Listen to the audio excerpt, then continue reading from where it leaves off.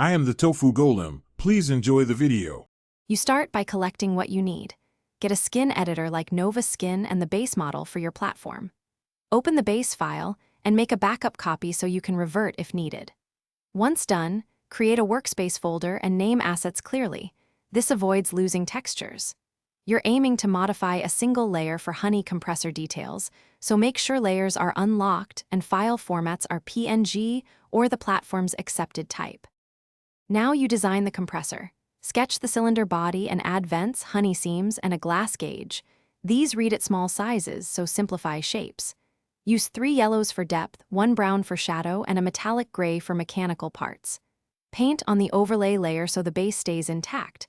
Once complete, export a test render at 64 by 64 and at 512 by 512 to confirm detail. If something looks flat, add a subtle rim light. Finish by exporting a PNG with transparency and keep your original backup safe. Upload the file to your game or marketplace, apply it as the overlay skin layer, and equip it on your avatar. Once applied, test the skin under different in-game lighting. Certain yellows desaturate, so make adjustments and re-export if necessary.